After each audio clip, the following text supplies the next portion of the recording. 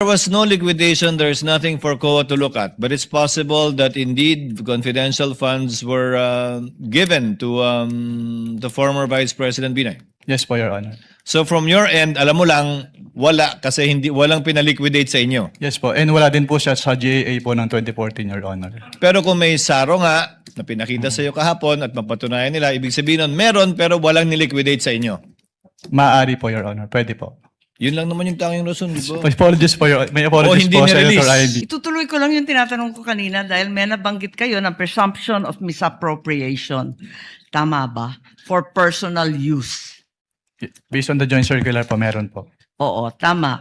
Pagkatapos nun, tinitingnan ko yung joint circular at maliwanag that the presumption for misappropriation arises against the accountable officer. Di ba? Yes, Against the accountable officer.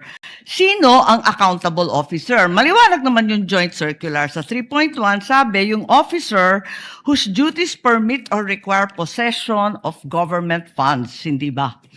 Based on the joint circular po, may ganyang provision. Oo. So yung SDO talaga, yung Special Disbursing Officer has the possession, the custody. Tama yun, di ba? Yes po.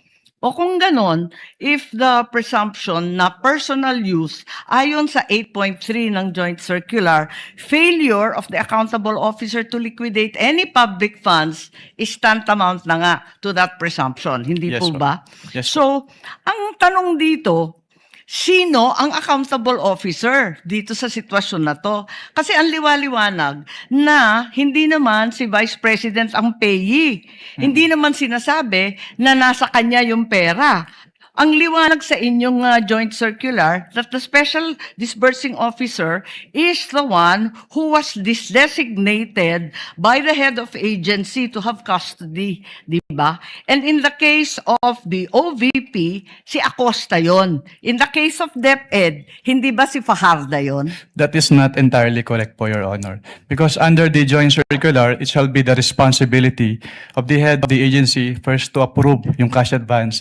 Pangalawa, to Oo oversee yung agency-wide utilization. Pangatlo, to ensure compliance with the joint Unresponsive circular. po. And also po, inattest din po ni OBP yung Unresponsive po. Ang tinatanong ko lang, hindi ba yung designated, yung SDO, si Fajarda lang, at si Acosta, hindi si VP, hindi siya yung payee eh. Ang liwaliwanag. pero ang sinabi niyo po kanina yung accountable officer. Kaya nga, so yung accountable officer, yung SDO, nasa JCD Hindi lang yan po eh. si SDO po yung accountable Hindi, officer, or, Your Honor. ang sabi doon, head of agency or person designated. Oo, ang liwanag sa definition ng joint circular. Mag-yes or no ka lang, kanina ka pa, inaaway mo ko lagi. Kasi po, Your Honor. But hindi po ako pwedeng mag-answer categorically since yun nga po yung provision But it's ng- categorical. na yes or Why don't either you go yes back or to your either joint no. Kapag nabi po Kung categorical, sa it's either yes definition, po. ang or- liwaliwanag, SDO kapag na-designate ng head of office, di ba? But hindi po kasi doon na nalilimit lang yung term na accountable officer kasi may other provisions na applicable po with respect to the term accountable officer. Asan? Kasi napakaliwanag doon sa definitions at napakaliwanag sa 8.3 ng joint circular. Yun nga po yung na-mention ko kanina. Interpretation na ninyo yun. hindi Pinapalawak po. ninyo andun eh. Head of office, Hindi head po of agency, or designated. Hindi po, Your Honor. Kasi yun nga po, nakalagay po doon sa Sabi mo kanina yes, ngayon no naman. Wala po akong sinabing yes po, O Your sinabi Honor. mo kanina oo, SDO nga in charge. Sinabi ko lang po kung ano yung, kinonfirm ko lang po kung ano yung SDO po, Your Honor. Attorney Wamel, kindly avoid arguing with I Senator apologize Judge po, Your Honor. Marcos. O sige Sorry. po. And kindly wind up, Senator Okay, Judge okay. Marcos. Pwede lang itanong kasi nalito ako kahapon. Kahapon sinabi mo na si VP Sara lang ang first and only vice president that you audited na may confidential funds. Hindi ba? Sinabi mo yun, di ba? Yes po, Your Honor. Tapos, kahapon, nung pinakita ng depensa, yung SARO na si VP Binay, noong 22 December 2014, may binigay na 6 million kay VP Binay ang DBM. Alin ba ang totoo sa dalawang sinabi mo magkatunggali? Yung pinakita po kahapon ay special allotment release order po. Ano. So nagkakaroon po ng special allotment release order kapag Alam ko merong... kung ano ang SARO, matagal na, tumanda na po kami sa Yes po. gobyerno. Pero hindi po kasi yan niliquidate sa ICFAO. So we wouldn't know if it was used Hindi, or pero not. klaro, may katibayan na hindi ka isa-isang VP, si VP Sara. Your Honor, since hindi po nagsabit ng liquidation, Teka. hindi rin po... Teka, nandun ka na sa ICBAO noong 2014, sa di ba? Yes po.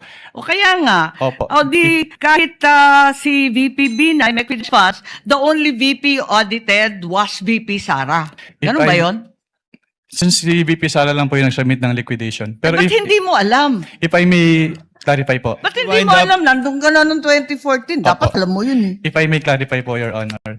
Since wala pong budget dun sa GAA as to confidential fund at hindi naman po nag-liquidate si VP Binay nung kanilang confidential fund. So hindi po namin alam kung ginamit at hindi na po nakarating sa Hindi, COA ang yung tanong, SARO po. nabigyan ng confidential funds, humingi at nabigyan. May SARO eh.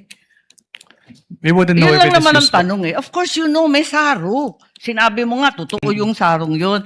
Anyway, alin ang totoo? Si VP Binay o si VP Sara? Talaga bang totoo yung dalawa o iisa lang? We don't know. Based on our records po, si VP Sara lang po yung may liquidation. So maraming we don't know ang COA? Ganun ba yun? Based on our records po, si VP Sara lang po yung nag-liquidate ng confidential fund. Eh may record nga lang sa. Maraming salamat.